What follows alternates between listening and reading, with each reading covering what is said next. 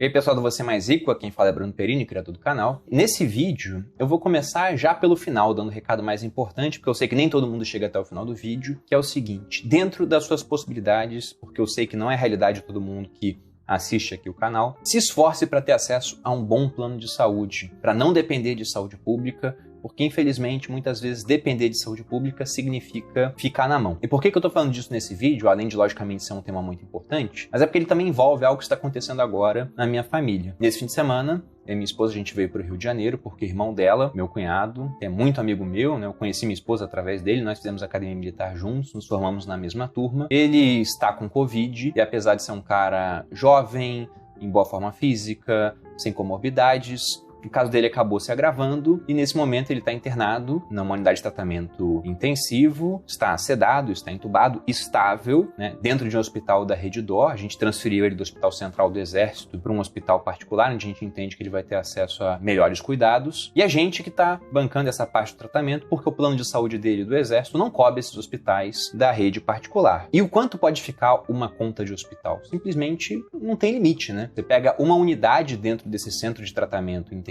de bons hospitais, a conta vai variar de 15 a 20 mil reais por dia. E se ele tivesse um bom plano de saúde particular, ele teria tido muito mais facilidade de acesso a esse tipo de tratamento. Porque até querendo pagar com os recursos que você tem, né, por fora do plano de saúde, fica mais complicado porque os hospitais, eles costumam recusar esses pacientes com medo de tomar um calote, porque afinal de contas, como eu disse, essa conta não tem limite. Imagina uma pessoa que vai ficar em UTI custando 20 mil reais por dia e fica 40 dias lá, né? Simplesmente no final ele vai e fala, ó, não tem dinheiro, né? E o hospital vai ter que assumir esse prejuízo. Não tem como, então ele já se previne muitas vezes negando pacientes que não tenham um plano de saúde. E esse é até um alerta que eu faço porque já vi algumas pessoas usando, inclusive educadores financeiros, o seguinte argumento: não precisa ter plano de saúde não. E esse é o recado do vídeo. Olha, repare que saúde é um direito de todos segundo a Constituição de 88, então no final você vai ter acesso ao SUS, ele tá lá para te socorrer uma emergência, esse foi o argumento que eu já ouvi, e também você pode fazer uma reserva de maneira separada, né? Veja bem, ao invés de pagar um plano de saúde todo mês, por que você não vai lá, pega esse dinheiro, bota em uma aplicação de renda fixa, segura, com uma liquidez razoável, e quando precisar, você paga uma consulta no médico, no nutricionista, tirando dessa reserva. Esse é um plano que parece bom, né? Vai dar certo, até o dia que vai dar muito errado. Pelo seguinte, não há limite para uma conta de saúde. Esse tipo de reserva vai te atender bem enquanto você não tem nenhum tipo de problema grave. Mas quando tiver alguma coisa grave realmente, é nessa hora que o plano de saúde te salva, porque não tem limite para conta de hospital. Simplesmente não importa o tamanho da reserva que você fez, pode ser que você venha quebrar dependendo do tempo de internação que ocorre. Principalmente se você estiver no começo da sua jornada com uma liberdade financeira. Se estiver lá no final, já estiver realmente com um bom patrimônio, pode ser que você tenha recursos para pagar por esse tratamento, mas mesmo assim o plano de saúde seria mais barato no final das contas, mesmo sendo caro. E não vamos tapar o sol com a peneira aqui. Plano de saúde é muito caro, porque saúde ou doença, né, tratamentos para recuperar a saúde, no final das contas, são caros porque formar um bom médico exige muito dinheiro, formar bons enfermeiros exige muito dinheiro,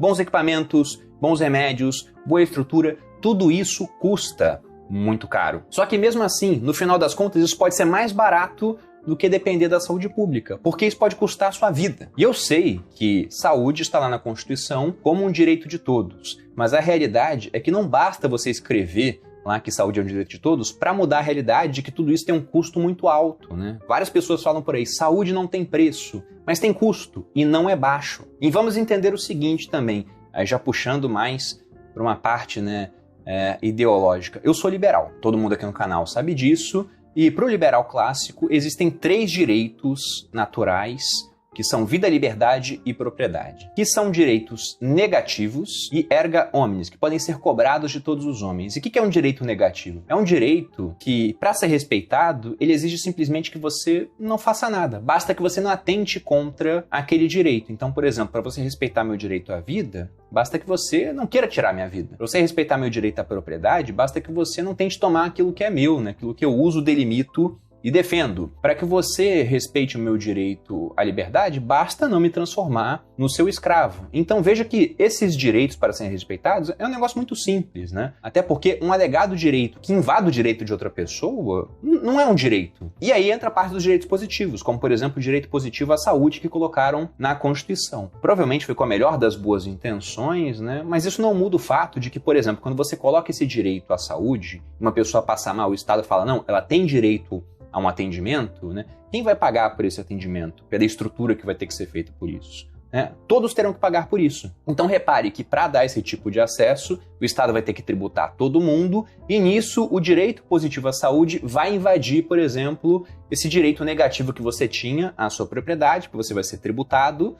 Aqui no Brasil, mais ou menos 35% do PIB vem de impostos e é obrigatório, né? Por isso o nome imposto, e também acaba invadindo seu direito à liberdade, porque dos 12 meses do ano, na média, você vai ter que trabalhar 4 meses para poder pagar esses impostos. E repare que isso é só a ponta, né? Porque aí você tem a origem dos recursos para pagar por esse direito à saúde, mas como que esses recursos acabam sendo empregados na prática? E repare que tem recurso. O problema do Brasil não é na ponta da arrecadação, a gente arrecada muito, é na ponta do gasto. É porque na hora de gastar esses recursos, eles não são bem gastos. O economista americano Milton Friedman, da Escola de Chicago, ele tinha um ótimo exemplo de por que isso acontece, né? E nesse exemplo ele falava sobre como as pessoas costumam gastar dinheiro. Ele falava que havia 4 maneiras de uma pessoa gastar o dinheiro. Falava sobre uma pessoa gastando o dinheiro dela com ela mesma, e nesse caso ela se preocupava tanto com custo quanto com benefício, porque afinal de contas o dinheiro era dela e ela usaria aquilo que estava sendo adquirido. O segundo caso seria de uma pessoa gastando o dinheiro dela para os outros, e nesse caso ela tenderia a se preocupar mais com os custos do que com o benefício daquilo que estava sendo comprado. No terceiro caso, nós teríamos uma pessoa adquirindo coisas com dinheiro dos outros para que ela viesse a usar, e nesse caso ela tenderia a se preocupar menos com o custo e mais com a qualidade. E no último caso, nós temos uma pessoa pegando o dinheiro dos outros para gastar para os outros. E nesse caso, ela tende a se preocupar menos tanto com o custo quanto com a qualidade do que está sendo adquirido. E aí você pensa, né? Qual é o caso onde se enquadram os políticos que estão tributando os outros para pegar esse dinheiro para gastar para os outros? Porque, afinal de contas, político não usa o SUS. Já viu político no SUS? Talvez em ano de eleição, né? Aí o cara vai lá, dá uma parecida, toma uma vacina, alguma coisa, né? Um Zé Gotinha. Agora, quando um deputado, um senador, um presidente, um ex-presidente tem câncer, tem um problema, ele vai se tratar no SUS ou você vê o cara indo no Einstein, no Sírio-Libanês, em São Paulo? Ele não usa o SUS. O SUS é dinheiro dos outros, gasto para os outros. Então não há preocupação nem com custo e nem com qualidade, não é uma gestão eficiente. Já para o político,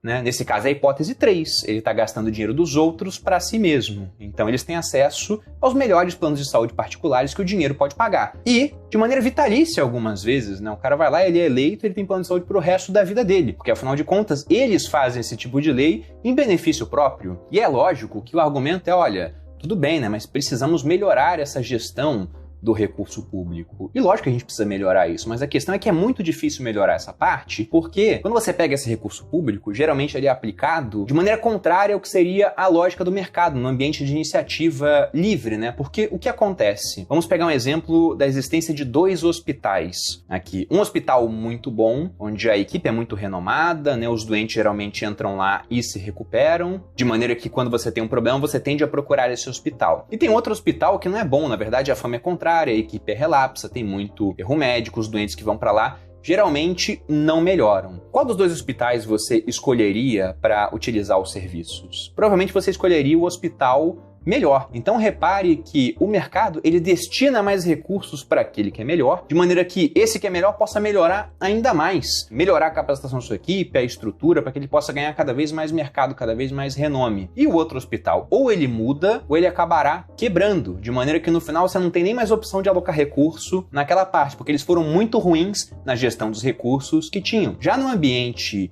de uso do recurso público, o que acontece é que você tem esses 2 hospitais e o hospital ruim pode sempre falar, nós somos ruins porque falta recurso, sendo que muitas vezes não falta. Você pega a educação no Brasil, a gente gasta mais com educação do que vários países desenvolvidos, e mesmo assim a educação é ruim. Então o problema não é a falta de recurso, é a gestão desse recurso. Porque por mais recurso que você coloque na mão de quem sabe administrar, aquilo não vai ser suficiente para melhorar o processo. E aí, sempre que eu dou esse exemplo, o pessoal vai usar um argumento correto, né? Vai falar, olha, Bruno, o seu exemplo é muito bom, mas repare que você deu o exemplo de uma pessoa que poderia escolher um hospital. E o pobre no Brasil, né? Esse cara não tem condição de escolher entre hospital bom e ruim. Ele não tem recurso para pagar nenhum dos dois. Mas a questão escondida é que o pobre já paga pelo hospital ruim para si mesmo e também paga a conta do hospital bom para o político, que tem um plano de saúde pago com o dinheiro dos nossos impostos. Por quê? Tudo no Brasil tem muito imposto. Produtos que você vai consumir no seu dia a dia. Água, carne, feijão, arroz. Conta de energia elétrica vai ter um monte de imposto, que é insumo para tudo, assim como combustíveis, né? Varia de estado para estado, mas mais ou menos 60% do custo do combustível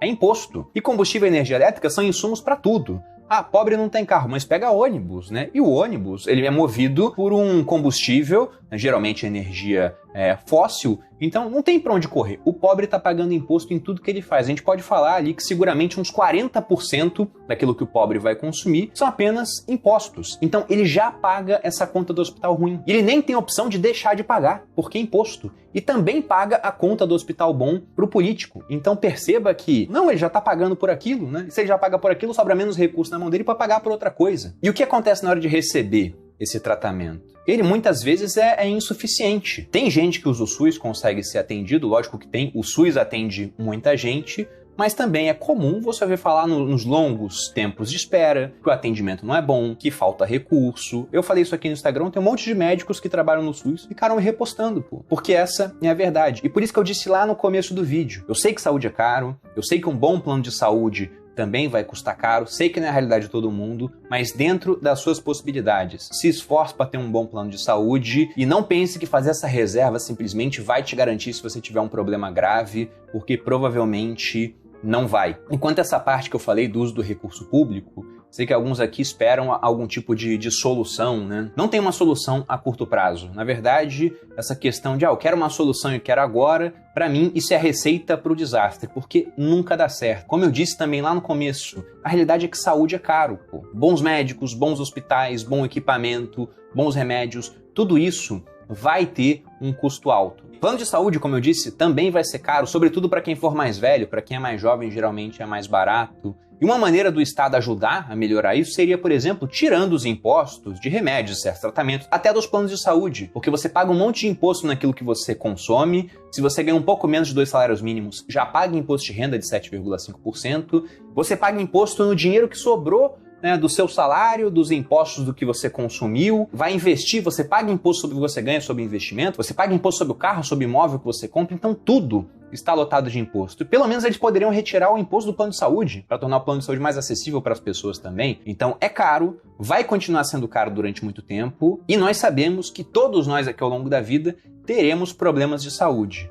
Então, por isso que o recado do vídeo não é um recado animador, falando, as coisas vão mudar, a saúde vai ficar mais barata. Vai, provavelmente, ao longo do tempo, devido à evolução tecnológica, mas isso não será um problema de solução imediata. E justamente por conta disso, né, por saber que nós teremos problemas na vida, você pega o Sêneca, o meu filósofo favorito, há 2000 anos ele já falava, viver significa lutar. E essa realidade não mudou. Talvez a luta hoje esteja mais simples, né? Porque a gente tem um monte de tecnologia ao nosso lado, mas essa realidade ela não se tornou diferente. Por isso, separe recursos para que você possa gastar com saúde. E eu te aconselho, devido à experiência pregressa e também desse momento pelo qual a gente está passando, a pegar esses recursos e pagar em um bom plano de saúde e não simplesmente investir uma reserva própria achando que isso será suficiente e que no final das contas, se precisar, tem um SUS, porque lá pode ser que você seja atendido, pode ser que não, porque geralmente o sistema não consegue dar conta da demanda que ele tem. E é isso o recado do vídeo. De antemão, já agradeço, né, porque eu sei que terão vários comentários aqui desejando